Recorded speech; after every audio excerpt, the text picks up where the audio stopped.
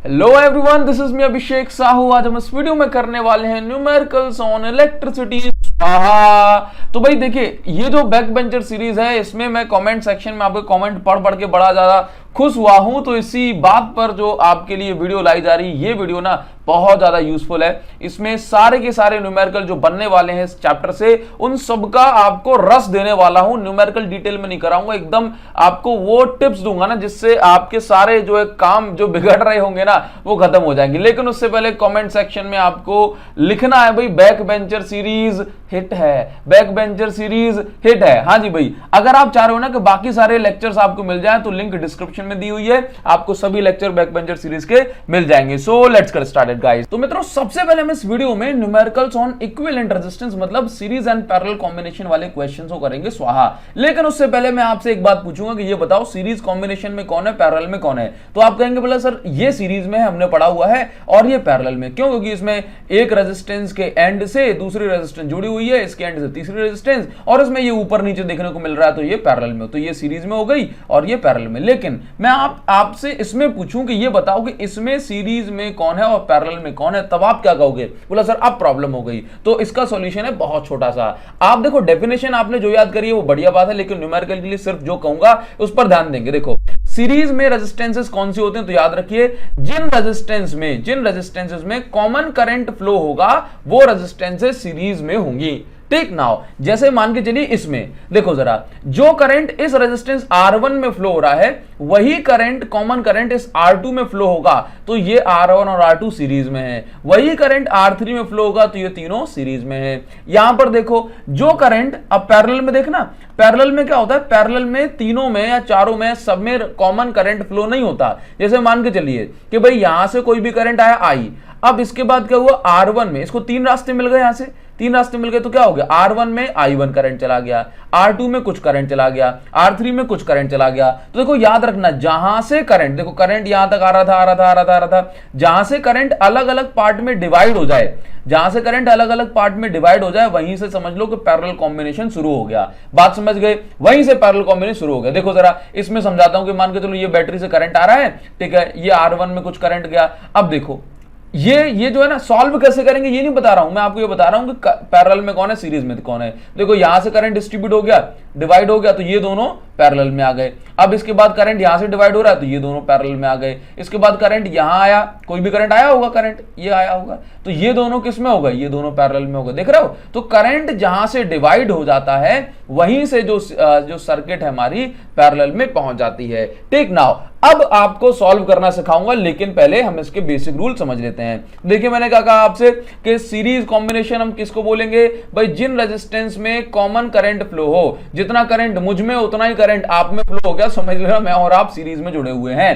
ठीक, लेकिन अगर करंट यहां से कुछ आ रहा है और मुझ में करंट कुछ और पहुंचा, आप में करंट कुछ और पहुंचा, तो समझ लेना कि हम दोनों किस में लगे हैं? पैरेलल में लगे हैं। अब आप मुझे बता देना कि हम दोनों कैसे लगे हैं, ठीक है ना? अभी देखिए, तो रेजिस्टेंस इन सीरीज का फॉर्मूला होता है, इक्विवेलेंट रेजिस्टेंस का फॉर्मूला होता है R1 plus R2 plus R3, और ये Rn, जितनी भी रेजिस्टेंस होगी उनको सबको जोड़ देंगे। नाउ पैरेलल कॉम्बिनेशन में इक्विवेलेंट रेजिस्टेंस निकालनी है तो फॉर्मूला होता है 1/R is equal to 1/R1 plus 1/R2 plus 1/R3 and so on. Now अगर दो ही रेजिस्टेंस है तो इसमें फॉर्मूला लगाने की बजाय आप क्या करेंगे? R1 into R2 upon R1 plus R2 से यहां पे इक्विवेलेंट रेजिस्टेंस निकल जाएगी। ठीक, नाउ ओम्स लॉ जानते हो, ओम्स लॉ पर बेस्ड न्यूमेरिकल में V is equal to IR आप लगाएंगे। अब क्वेश्चन कैसे सॉल्व करेंगे इसको जान लेते हैं। मान के चलिए आता होगा, लेकिन एक बार समझ लोगे तो बहुत अच्छा होगा।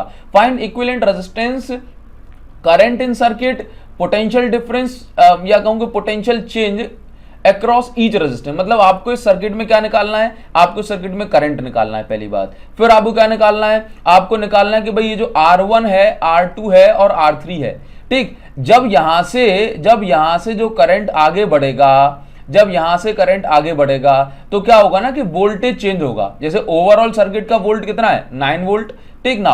जब करंट यहां से आगे बढ़ेगा तो कुछ वोल्टेज ड्रॉप होगा, फिर यहां से बढ़ेगा फिर कुछ वोल्टेज ड्रॉप होगा, यहां से बढ़ेगा तो फिर कुछ वोल्टेज ड्रॉप होगा, ठीक है ना। तो अभी आप देखेंगे कि ये हम इसको कैसे सॉल्व करेंगे ना। तो देखिए जरा, सबसे पहले इक्विवेलेंट रेजिस्टेंस निकालने के लिए हमने पहचान लिया कि ये कौन सा सर्किट है। आपने कहा सर ये रेजिस्टेंस है सीरीज कॉम्बिनेशन वाली, तो सीरीज कॉम्बिनेशन का हमने फॉर्मूला लगाया, तीनों रेजिस्टेंस क्या हो जाएंगे ऐड, तो इस सर्किट की इक्विवेलेंट रेजिस्टेंस क्या निकल आई 18 ओम, ठीक ना। अभी देखिए टोटल करंट निकालने के लिए क्या करोगे, V is equal to I R, Ohm's law लगाओगे, V is equal to I R. अब यहां से हमारे पास V है और R है, मतलब इक्विवेलेंट निकाल ली ना आपने, तो क्या करोगे I is equal to V upon R, तो यहां से करंट कितना आ गया पूरी सर्किट का 0.5 एम्पियर, कितना आ गया 0.5 एम्पियर। नाउ अब आपसे क्या पूछा था, इक्विवेलेंट रेजिस्टेंस आपने निकाल दी, फिर आपसे क्या पूछा था, करंट इन सर्किट आपने निकाल दिया कि पूरी सर्किट में करंट कितना होगा। तो देखो सीरीज कॉम्बिनेशन है तो तीनों में ही करंट कैसा होगा, सेम होगा, तीनों में ही करंट कैसा होगा, सेम होगा। नाउ लेकिन अब आपसे क्या पूछा है, find potential difference, find potential difference across each resistance. देखो हमने आपको बताया है कि भाई जब करंट यहां से आगे बढ़ेगा तो हर रेजिस्टेंस के अक्रॉस कुछ ना कुछ पोटेंशियल चेंज हो जाएगा, तो वही हमें कैलकुलेट करना है। तो देखो ये क्या है R1, ये क्या है R2, ये क्या है R3, तो V इज इक्वल टू क्या होता है IR।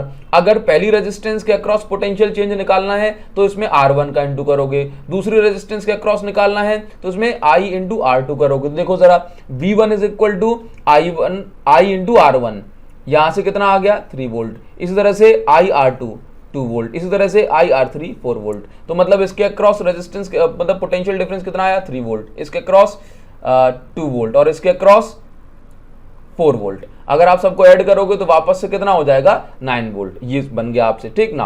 अभी देखिए जरा, अगर ये क्वेश्चन आपको मिल जाए अब पैरेलल कॉम्बिनेशन में, आपको क्या निकालनी है, इक्विवेलेंट रेजिस्टेंस। देखो यहां पे एक चीज बताना जरा, मुझे एक चीज सुनना, मैं आपको यहां पर एक चीज क्लियर कर दूं कि ये देखो ये 4 वोल्ट इससे कनेक्टेड है, 4 वोल्ट सॉरी 4 ओम इससे कनेक्ट है, ये वाली रेजिस्टेंस भी इससे कनेक्टेड है, ये वाली रेजिस्टेंस भी इससे। तो देखो तीनों का ये लेफ्ट वाला जो एंड है वो इससे कनेक्ट है और तीनों का राइट वाला एंड इससे कनेक्टेड है, ठीक। तो ये जो तीनों हैं इनके टर्मिनल कैसे हैं, ये कॉमन टर्मिनल से कनेक्ट हैं, मतलब तीनों का पॉजिटिव एक से कनेक्ट, तीनों का नेगेटिव दूसरे से कनेक्ट, तो तीनों किससे कनेक्टेड हैं, कॉमन टर्मिनल से, कॉमन टर्मिनल। तो भाई जो जो रेजिस्टेंसेस कॉमन टर्मिनल से कनेक्टेड होती हैं उन सबका जो पोटेंशियल है वोल्टेज है वो सेम रहता है। तो भाई इन सबका वोल्टेज कितना होगा, देखो जरा तीनों एक ही से कनेक्टेड है ना, तो इन सबका वोल्टेज होगा 12 वोल्ट। बात समझ में आ रही है ना। अभी देखो क्योंकि यहां पे जो करंट पहुंचा I वो 3 पार्ट में डिवाइड हो गया, I1, ये I2 और ये I3, तो ये तीनों किस में है, पैरेलल में। आपने क्या किया 1/R is equal to 1/R1 plus 1/R2 plus 1/R3, यहां से 1/R की वैल्यू आ गई आपके पास 8 मतलब ये हो गई 8/12। अब आपको 1/R तो नहीं चाहिए, आपको चाहिए R, तो आपने इसको पलट दिया, रिवर्स कर दिया, तो यहां से R की वैल्यू आ गई 12/8 और जब डिवाइड कर दोगे तो कितना हो जाएगा 3/2, 3/2 4 से कट जाएगा, 4 3 12, 4 2 8। नाउ अभी R इज इक्वल टू कितना हो गया, 3/2 को सॉल्व करने के बाद 1.5 एम्पियर 5 ओम। तो यहां पर जो इक्विवेलेंट रेजिस्टेंस आ गई है क्या आ गई 1.5 ओम। नाउ अब आपको क्या दिया हुआ है, फाइंड पोटेंशियल डिफरेंस या potential change across each resistance. देखो यहां पर क्या है कि भाई पोटेंशियल चेंज, तो आपको बता दें कि भाई पोटेंशियल डिफरेंस जो होता है ये सेम रहता है, पोटेंशियल डिफरेंस क्या रहता है, सेम रहता है across each resistor parallel combination में। ये आपको बता दिया तीनों के अक्रॉस कैसा है, सेम है। नाउ अगर आपसे पूछे कि इस I1 की वैल्यू निकालो, तो I1 की वैल्यू कैसे निकालोगे, ओम्स लॉ से, V/R1, I2 की वैल्यू V अपॉन, क्योंकि देखो V1/R1 करेंगे क्या, नहीं, पोटेंशियल तीनों में सेम है ना पैरेलल कॉम्बिनेशन, तो यहां पे सिर्फ क्या होगा V/R1। यहां पे V2/R2 करोगे क्या, नहीं, क्योंकि पोटेंशियल तीनों में सेम है तो V/R2। सिमिलरली इस तरह से हमने I1 I2 I3 निकाल लिया, ठीक ना। अगर टोटल करंट पूछ लेगा तो आप I is equal to VR यहां पे लगाओ, सॉरी V/R, यहां पे टोटल वोल्टेज कितना है 12 और टोटल रेजिस्टेंस कितनी निकाली आपने 1.5, डिवाइड कर दोगे आपका आंसर आ जाएगा, ठीक। ये कितना आ रहा है 8 ओम, या फिर तीनों को ऐड करके भी आप चेक कर सकते हो, ठीक है 2 एम्पियर। नाउ आगे बढ़ेंगे थोड़ा सा, देखिए अब potential difference between point C and D. अगर मान के चलिए कि इस पॉइंट के अक्रॉस आपको पोटेंशियल डिफरेंस निकालना है, तब क्या करोगे, बात समझ रहे हो, क्योंकि ये सीरीज कॉम्बिनेशन में तो जैसे जैसे करंट आगे बढ़ेगा वैसे वैसे पोटेंशियल भी चेंज होगा, तो फिर आपको इस सी डी के अक्रॉस कितना पोटेंशियल बन रहा है ये कैलकुलेट कैसे करेंगे। तो इसके लिए हमें एक काम करना पड़ेगा कि भाई ये 8 और 8 है, पैरेलल में है, इनको आपने सॉल्व किया, 1 पैरेलल में है ना, तो कैसे करोगे 8 इंटू 8 अपॉन 8 प्लस 8 तो 16, सॉल्व करो कितना आ जाएगा 4। तो देखो इसको आपने सॉल्व किया तो देख रहे हो ये जो इन दोनों की जो रेजिस्टेंस बन गई वो कितनी बन गई 4 ओम।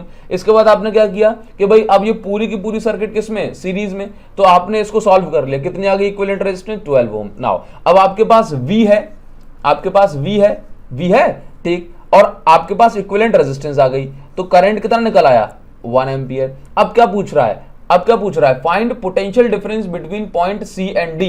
तो इन दोनों में कैलकुलेट करने की जरूरत नहीं, आप तो बस ये कैलकुलेट करो C और D में, ठीक। नाउ तो C और D में कैसे निकालेंगे, C और D की इक्विवेलेंट रेजिस्टेंस हमने क्या बना दी, ये बना दी, समझ गए ना। तो V is equal to I into R3, और R3 की वैल्यू हमने क्या कैलकुलेट कर दी, 8 और 8 पैरेलल में आ गए तो 4, तो पोटेंशियल डिफरेंस अक्रॉस डिस्क कितना हो जाएगा 4 वोल्ट। आगे बढ़ जाएंगे। अब देखिए नेक्स्ट क्वेश्चन पे हम आ जाते हैं। अब इस क्वेश्चन में देखना, अब इस तरह क्वेश्चन में आपको प्रॉब्लम होगी, लेकिन इस क्वेश्चन को सॉल्व करने से पहले एक बार पीछे देखो, कहां देखो, पीछे तो देखो इन क्वेश्चन को सॉल्व करना है आपको पीछे देख के, ठीक। इन क्वेश्चन में कितना भी बड़ा आपको सर्किट दे, लेकिन देखना कहां है, पीछे तो देखो, पीछे देखना है बस, ठीक ना। तो मान के चलो कि ये आपके पास एक 10 वोल्ट की जो है बैटरी लगी हुई है, अब इसमें से करंट फ्लो हो रहा है, तो आपको बस ये समझना है करंट कैसे कैसे डिस्ट्रीब्यूट होगा। तो जो भी करंट यहां आएगा, अब उस करंट को दो रास्ते मिल जाएंगे, एक करंट गया नीचे एक पार्ट और एक पार्ट गया यहाँ पे, तो करंट जहां से डिवाइड हो गया ना वो दोनों पैरेलल में आ जाएंगे। लेकिन सॉल्व कहां से करना है, पीछे से। देखो यहां से करंट फिर डिवाइड हो जाएगा,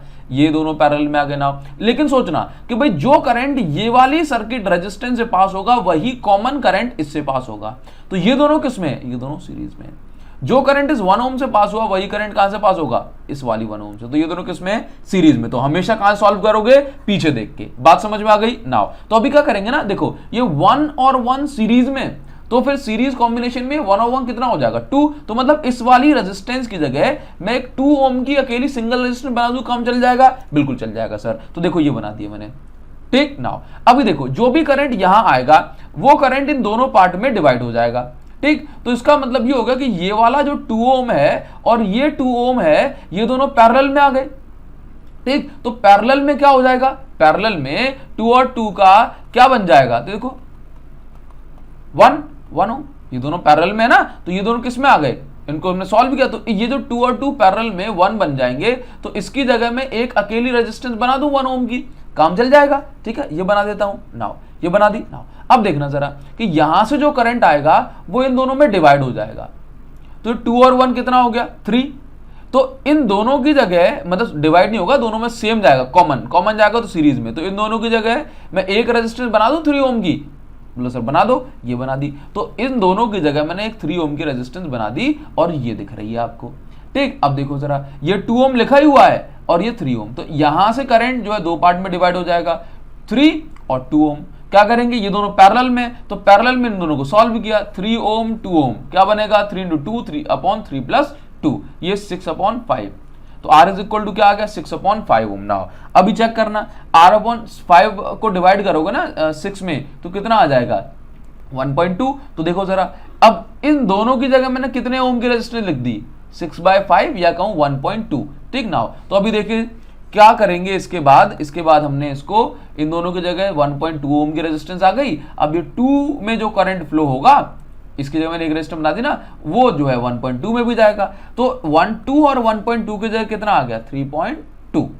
ठीक। चलिए 3.2 ओम की रेजिस्टेंस हो गई। अब इसके बाद 10 वोल्ट करंट है, अब जो कुछ भी पूछे आई पूछे आर पूछे वो हम कैलकुलेट कर सकते हैं। तो बड़ा आसान था। इस तरह क्वेश्चन देख के ही सॉल्व कर सकते हो ना। 1 और 1 2 पैरेलल में आ गए, फिर ये दोनों पैरेलल में, मतलब 1 और 1 सीरीज में, फिर ये दोनों पैरेलल में, फिर उसके बाद सीरीज पैरेलल, इस तरह चलता रहेगा। नाउ आगे बढ़े। नाउ अब इस क्वेश्चन में जरा मुझे बताओ कैसे बनेगा, बताओ जरा इक्विवेलेंट रेजिस्टेंस। तो यहां से जो करंट गया इसको दो रास्ते मिल गए, ये 4 और 4, देख के सॉल्व करें। देखना जरा, ये 4 और 4 सीरीज में, क्योंकि जो 4 में करंट फ्लो होगा वही ये वाले 4 में भी करंट फ्लो होगा, तो इसकी जगह मैं एक रेजिस्टेंस बना सकता हूं ऐसे, तो 4 और 4 8 हो गया। अब इस 8 के नीचे ये वाला 8 है और ये वाला 8 है, तो देखना जरा मुझे कैसे सॉल्व होगा ये। देखो ये 8, अब देखना जो भी करंट होगा वो इसको दो रास्ते मिल गए, एक रास्ता ये एक रास्ता ये, तो इसका मतलब ये दोनों 8 किस में है पैरेलल में, तो इसकी जगह मैं 4 ओम लिख सकता हूं सर। अब इसके बाद ये 4 ओम, अब इन दोनों से जो करंट पास आएगा वो ये वाले 8 ओम में चला जाएगा, तो 4 ओम और ये 8 ओम, और इसके बाद जो भी करंट इसमें है इसको हम लगा देंगे। बात समझ गए सर? तो देखो 4 और 8 कितना हो गया, 12 ओम सीरीज में है, तो 12 ओम इसकी इक्विवेलेंट रेजिस्टेंस आ गई, और उसके बाद आप इसमें करंट वगैरह कैलकुलेट करो, V is equal to I into R से। ठीक, अब देखिए अभी हम करेंगे न्यूमेरिकल ऑन रेजिस्टिविटी। रेजिस्टिविटी समझते हो भाई, आपने पढ़ा होगा resistance is directly proportional to length, inversely proportional to area. तो उसके बाद ये आ गया आपके पास R इज इक्वल टू, ये प्रोपोर्शनलिटी साइन हटाने के बाद प्रोपोर्शनलिटी कांस्टेंट, तो R is equal to rho L by A। आपने ये पढ़ा हुआ है। आपकी जानकारी के लिए मैं आपको बताना चाहूंगा कि भाई अगर आप लेंथ को बढ़ाएंगे तो फिर रेजिस्टेंस भी बढ़ जाएगी, अगर आप एरिया ऑफ क्रॉस सेक्शन को बढ़ाएंगे तो रेजिस्टेंस कम हो जाएगी, इसलिए R is directly proportional to length और इनवर्सली प्रोपोर्शनल टू एरिया। लेकिन यहां पर आपको एक बात समझनी है कि अगर आपके पास एक वायर है, इसकी रेजिस्टेंस R है और लेंथ L है, और आपने एक और वायर यहां पे जोड़ दिया, मतलब डबल कर दिया, क्या कर दिया, जोड़ के डबल कर दिया, ठीक, तो रेजिस्टेंस भी कितनी हो जाएगी, डबल हो जाएगी 2R। लेकिन एक पॉइंट होता है कि अगर आपने ये जो वायर है जिसकी लेंथ L है, अगर आपने इसको खींच कर डबल कर दिया, खींच के स्ट्रेच करके, तो इसकी जो रेजिस्टेंस है वो डबल ना होकर के ये 4 टाइम्स हो जाती है। ठीक, इसके रूल को जान लेते हैं, समझ लेते हैं, दिमाग में बैठाना बढ़िया तरीके। देखो तो हमने फॉर्मूला का पढ़ा हुआ है R is equal to rho L by A। यहां पे रो क्या है, रो है स्पेसिफिक रेजिस्टेंस, स्पेसिफिक रेजिस्टेंस, ठीक, या फिर हम इसी को रेजिस्टिविटी भी कहते हैं, रेजिस्टिविटी। याद रखना कि resistivity depends only on material, resistivity सिर्फ मटेरियल पे डिपेंड करती है और टेम्परेचर पे डिपेंड करती है। टेम्परेचर बढ़ाने पे रेजिस्टिविटी बढ़ जाती है, ठीक, लेकिन लेंथ पे और एरिया ऑफ क्रॉस सेक्शन पे डिपेंड नहीं करती। नोट्स बना लो, ठीक, ध्यान रखिए। आगे हम बात करेंगे इसमें कि भाई रेजिस्टिविटी क्या होता है। तो याद रखो कि आपके पास ये बड़ा सा कोई भी जो है कंडक्टर हो गया, इसकी कोई भी रुकावट, ऑब्स्ट्रक्शन जो करंट की है उसको हमने नाम दे दिया रेजिस्टेंस। लेकिन अगर हम इसी कंडक्टर के एक वॉल्यूम की बात करें, एक यूनिट वॉल्यूम की, तो एक यूनिट वॉल्यूम में जो रेजिस्टेंस या रुकावट होती है उसको हम बोलते हैं स्पेसिफिक रेजिस्टेंस या फिर रेजिस्टिविटी। ठीक है नाउ, तो specific resistance depends only on material and temperature. Temperature बढ़ाने से रेजिस्टिविटी बढ़ जाती है, ठीक है नाउ, और मटेरियल चेंज करने से रेजिस्टिविटी चेंज हो जाएगी। चलिए, लेकिन ये लेंथ पर और एरिया ऑफ क्रॉस सेक्शन पे डिपेंड नहीं करती। अगर आप लेंथ को बढ़ाओगे, कम करोगे, कुछ भी करोगे तो रेजिस्टिविटी में कोई चेंज नहीं आएगा। नाउ अब देखो क्या बोला कि ऑन डबलिंग द लेंथ, सबसे पहले ये बात बोली थी मैंने आपसे, अगर आप लेंथ को डबल करोगे तो रेजिस्टेंस भी डबल हो जाएगी। लेकिन बट देखिए, लेकिन अगर आपने लेंथ को डबल किया स्ट्रेच करके, खींच के डबल किया, ठीक, तो रेजिस्टेंस कितनी हो जाती है, n स्क्वायर टाइम्स। कितनी हो जाती है, n स्क्वायर टाइम्स, क्योंकि जब आप किसी भी उसको खींचते हैं ना तो फिर क्या होता है कि उसके एरिया वगैरह में भी चेंज आता है। ठीक, तो एरिया में चेंज आने से यहाँ पे जो पाथ होता है करंट का, ये और ज्यादा थोड़ा सा प्रॉब्लमेटिक हो जाता है। इसलिए अगर आप स्ट्रेच करके अगर किसी वायर को खींचते हैं तो उसकी रेजिस्टेंस n स्क्वायर टाइम्स बढ़ जाती है। ठीक, n स्क्वायर टाइम्स बढ़ जाती है। n क्या है कि भाई 2 टाइम्स कर दिया तो 2 स्क्वायर टाइम्स बढ़ जाएगी, 4 टाइम्स खींच दिया तो 4 स्क्वायर टाइम्स बढ़ जाएगी। ठीक, नाउ तो देखो stretch 3 times, resistance become 9 times. ठीक, ऑन इंक्रीजिंग एरिया, अगर आप एरिया बढ़ाओगे तो रेजिस्टेंस कम हो जाएगी, कितने टाइम्स, n स्क्वायर टाइम्स। खींच के बढ़ाया, स्ट्रेच किया। ठीक है, नाउ आगे इसमें क्वेश्चन कैसे बनते हैं इसको समझ लेते हैं। तो देखो यहाँ पे R is equal to rho L by A हमें ध्यान रखना है। नाउ दिया हुआ है इसमें a wire of given material, कोई एक वायर है जिसकी कुछ लेंथ होगी, कुछ एरिया ऑफ क्रॉस सेक्शन होगा, इसकी रेजिस्टेंस अभी 10 ओम है। ठीक, मतलब एक वायर जिसकी लेंथ L है, area of cross section A है, इस वायर की रेजिस्टेंस है R1 is equal to 10 ohm. Now ध्यान देना, क्या कहा जा रहा है कि इस वायर की रेजिस्टेंस कितनी हो जाएगी अगर हम लेंथ को 1/4 टाइम्स कर दें, दैट मींस L/4, और एरिया ऑफ क्रॉस सेक्शन को 2.5A, that means 2.5 Guna approx कर दें। ठीक, अगर मटेरियल सेम रखा जाए तो न्यू रेजिस्टेंस क्या होगी। तो अगर देखिए मटेरियल सेम है तो रेजिस्टिविटी भी सेम होगी, मतलब चेंज नहीं होगी, बिकॉज ये मटेरियल पर डिपेंड करती है। मटेरियल सेम है तो रेजिस्टिविटी भी सेम है। नाउ अभी देखिए, आपने नए वायर की लेंथ कितनी कर दी, L/4, और नए वायर की एरिया क्रॉस सेक्शन कितना कर दिया, 2.5A, पुराने वाले से 2.5 गुना ज्यादा। तो देखिए R1 इज इक्वल टू क्या है, इतना। नाउ तो हम R का जो फॉर्मूला है वो क्या लिख सकते हैं, रो एल बाई ए। तो रो एल बाई ए की प्लेस पर हम R लिख सकते हैं या फिर इसी के प्लेस पर हम 10 ओम लिख सकते हैं, ठीक, क्योंकि ये तो पहले वाले रेजिस्टेंस की वैल्यू है ना। नाउ देखिए आपको नए वाले वायर की निकालनी, तो क्या करोगे, R2 is equal to rho L2 by A2, L2 के प्लेस पर आपने पुट किया L बाई 4 और A2 के प्लेस पर आपने पुट किया 2.5A। तो यहां से आपको क्या मिल जाएगा, देखो 4 और 2.5 का हो जाएगा इनटू, तो ये हो गया 1/10 और इसको हमने रो एल ए को कर दिया सेपरेट। तो इसको हमने पुट कर सकते हैं भाई क्या, R1 और R1 की वैल्यू है 10, तो यहां से कटेगा तो R इज इक्वल टू कितना आ जाएगा, R2 इज इक्वल टू 1 ओम। तो अगर एक वायर की लेंथ को आपने इसको 4 टाइम्स कम कर दिया और एरिया को आपने जो है 2.5 टाइम्स बढ़ा दिया तो रेजिस्टेंस कितनी हो गई इसकी, 1 ओम। नाउ वायर है जिसको आपने स्ट्रेच करके इसकी लेंथ को ट्वाइस कर दिया इनिशियल लेंथ से, मतलब पहले की कंपैरिजन में आपने इसको खींच के 2 गुना कर दिया, तो इस वायर की नई रेजिस्टेंस क्या होगी, यदि पुरानी रेजिस्टेंस 15 ओम है। इस वायर की नई रेजिस्टिविटी क्या होगी, यदि पुरानी रेजिस्टिविटी 4.24 × 10⁻⁻6 ओम मीटर है। तो सबसे पहले तो मैं आपको बता दूं यहाँ पे कि भाई देखो, ये इसमें सिर्फ कंफ्यूज करने के लिए पूछ लिया है क्वेश्चन में कि नई रेजिस्टिविटी क्या होगी, जबकि हमें पता है कि न्यू रेजिस्टिविटी और ओल्ड रेजिस्टिविटी सेम रहेगी अगर आप मटेरियल चेंज नहीं कर रहे हैं तो, ठीक। नाउ तो इसका तो आपको आंसर मिल गया, लेकिन यहाँ पर क्या कहा जा रहा है कि अगर वायर की लेंथ इनिशियली L1 है, हमने मान ली इनिशियल लेंथ कितनी है L1 और initial area of cross section कितना है A1, ठीक, और इनिशियल रेजिस्टेंस कितनी है R1 इज इक्वल टू 15 ओम। तो आपको बताना है कि नई रेजिस्टेंस कितनी हो जाएगी। तो सबसे पहला काम आप इसमें ये करेंगे कि आप ये करेंगे कि भाई अगर आप वायर को खींचते हैं, ठीक, तो भले ही इसकी लेंथ बढ़ जाए, लेकिन लेंथ बढ़ गई, लेकिन जो एरिया ऑफ क्रॉस सेक्शन ये क्या हो जाएगा, ये कम हो जाएगा। तो जो वॉल्यूम होता है ये कंजर्व रहता है। तो आपने इसको लिखा कि भाई पुराना वाला वॉल्यूम और नया वाला वॉल्यूम सेम रहेगा। तो वॉल्यूम का फॉर्मूला क्या होता है, एरिया इंटू लेंथ, तो A1 into L1 is equal to A2 into L2। Now अब L2 को आपने क्या लिख लिया भाई, डबल कर दिया ना, तो 2L1 हो गया, तो L1 से L1 कैंसिल, ठीक, और यहां से क्या बचेगा, A1 is equal to A2, तो A2 की वैल्यू क्या आ जाएगी, A2 की वैल्यू यहां से आ गई A1/2, ठीक। नाउ अभी देखिए आपको क्या निकालना है, R2, नई रेजिस्टेंस निकालना, what will be new resistance. देखो R2 इज इक्वल टू क्या होगा, रो L2/A2, रो को हमने रो रखा बिकॉज रेजिस्टिविटी सेम रहेगी। L2 के प्लेस पर हमने क्या रख दिया, 2L1, क्योंकि क्वेश्चन में दिया था। A2 के प्लेस पर हमने चेक कर लिया भाई, A2 के प्लेस पर A1/2 पुट कर सकते हैं, तो यहां से क्या हो जाएगा, ये 2 चला जाएगा ऊपर, तो ये कितना बन गया 4 इंटू रो L1A1, और रो L1A1 क्या होता है, R1 होता है कि नहीं होता, रेजिस्टेंस, फर्स्ट वाली रेजिस्टेंस है ना, तो R1 की वैल्यू कितनी 15 ओम, तो यहां पर कितना आ गया 60 ओम आंसर हो गया R2 की वैल्यू। तो वैसे भी हम समझ सकते थे कि आप अगर इनिशियल रेजिस्टेंस कितनी है 15 ओम और आपने इसको 2 टाइम्स जो है स्ट्रेच कर दिया, तो 2 का स्क्वायर टाइम्स मतलब 4 टाइम्स इसकी रेजिस्टेंस बढ़ जाएगी, 60 ओम इसका आंसर हो जाएगा। क्लियर है आपको। नाउ अभी देखो नेक्स्ट जो न्यूमेरिकल्स आते हैं that is on power and heating effect. देखो हीटिंग इफेक्ट क्या होता है, सबसे पहले मैं बात करूंगा, जैसे मान के चलो कि अगर हमारे पास एक कंडक्टर है और इस कंडक्टर में से करंट फ्लो हो रहा है I, ठीक, इसकी रेजिस्टेंस R, तो अभी क्या होता है ना, करंट फ्लो होगा तो बाकी के जो इलेक्ट्रॉन्स आयन से एक दूसरे से कोलाइड करेंगे, तो इससे क्या होगा ना, इसमें हीटिंग जनरेट होगी, ठीक। तो जो हीटिंग होती है उसका फॉर्मूला क्या होता है, H is equal to I² RT। Now अभी हम बात करेंगे पावर। तो देखो पावर का जो फॉर्मूला है ये होता है वोल्टेज इंटू करंट।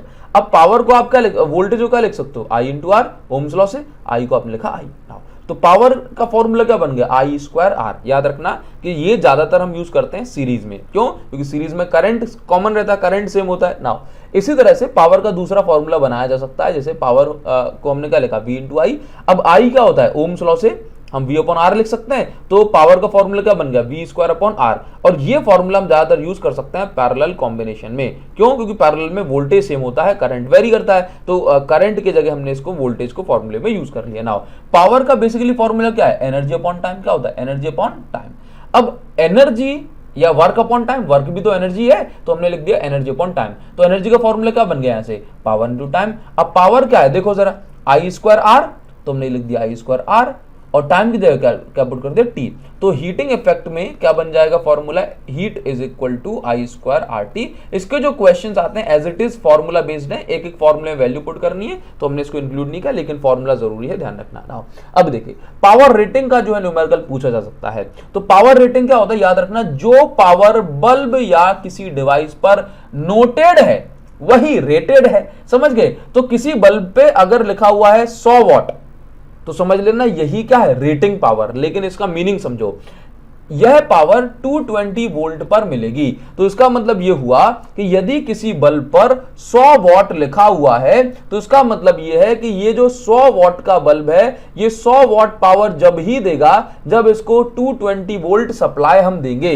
याद रखिए भारत में या कहीं के डोमेस्टिक पर्पस के लिए जो 220 वोल्ट हमें मिलता है घर में वोल्टेज, ठीक है। तो 220 वोल्ट जब हम किसी बल्ब या किसी डिवाइस को देंगे तब जाकर के वो 100 वॉट पावर देगा। तो इसका मतलब यह है कि भाई अगर किसी डिवाइस पे लिखा हुआ है 10 वॉट बल्ब, ठीक, तो ये 10 वॉट हमें कब देगा, जब हम इसको 220 वोल्ट देंगे। और अगर आपने 220 वोल्ट नहीं दिया तो ये कुछ और पावर हमें निकाल के देगा, ठीक। तो ये होता है रेटिंग पावर, ठीक, पावर रेटिंग। तो अब इसको समझ लेते हैं। तो याद रखिए एक और जरूरी इंपॉर्टेंट कॉन्सेप्ट है कि देखो अगर आपने 220 वोल्ट के जगह पर आपने इसको कुछ और वोल्टेज दिया तो ये 100 वॉट की जगह आपको कुछ और पावर देगा। लेकिन इन सब के बीच में एक चीज है जो कॉमन रहती है, जो बदलती नहीं है। अगर आप बल्ब ना बदलें तो क्या है, रेजिस्टेंस। देखो तो resistance of given bulb remain same at all voltage. देखिए अगर आपने चाहे 220 वोल्ट पे चलाओ, चाहे 50 वोल्ट पे चलाओ,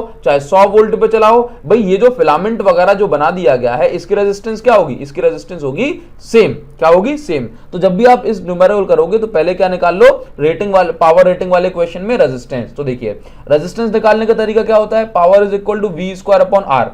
ये वी स्क्वायर कौन सा है, 220 इंटू 220 अपॉन आर कितना है ये हमें निकालना है, ठीक। तो आर निकालना है तो पावर को भेज दो नीचे और आर ये हमें इस तरह से मिल जाएगा। तो इसे मान के चलो ये 100 वॉट का बल्ब है, ठीक, और 220 वोल्ट पे देखो रेजिस्टेंस तो 220 वोल्ट पे ही कैलकुलेट करोगे क्योंकि ये बना कितने वोल्ट के लिए, 220 वोल्ट के लिए। तो रेजिस्टेंस कैलकुलेट करने के लिए आपने क्या किया, वी स्क्वायर अपॉन पी। तो रेजिस्टेंस ये कितने वोल्ट के लिए बना, 220 वोल्ट के लिए, ठीक, 220 वोल्ट के लिए बना जो कंपनी ने बनाया इसको। तो वी स्क्वायर अपॉन पी जब लगाओगे तो 220 अपॉन ये क्या है, रेटेड पावर। तो इस बल्ब की हमें क्या मिल जाएगी, रेजिस्टेंस मिल गई, इस बल्ब की रेजिस्टेंस हो गई है, ठीक। नाउ अभी देखिए इस क्वेश्चन में क्या दिया जा रहा है, इसको ढंग से समझना। पहली चीज मैं आपको बता दूं, वॉट है पावर की यूनिट और वोल्ट है पोटेंशियल डिफरेंस की यूनिट, ठीक। नाउ तो इस क्वेश्चन में कहा जा रहा है कि 50 वॉट का बल्ब है, अगर आप इसको 150 वोल्ट पे चलाते हैं तो ये कितनी पावर कंज्यूम करेगा, मतलब कितनी पावर ये लेगा। नाउ तो आपको बता दें कितनी पावर देगा, ठीक। नाउ तो देखो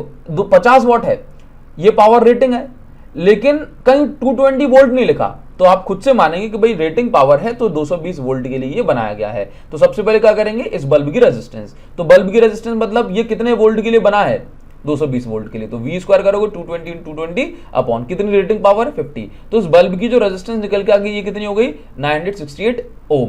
ये कितनी है, रेजिस्टेंस ऑफ बल्ब, ठीक। नाउ अभी देखिए 150 वोल्ट पे, मतलब 220 वोल्ट पे चलाओगे तो इतनी पावर निकाल के देगा, तो 150 वोल्ट पे चलाओगे तो कितनी निकाल के देगा, तो पावर कंज्यूम्ड बाय बल्ब। तो पावर का फॉर्मूला क्या है, वी स्क्वायर अपॉन आर।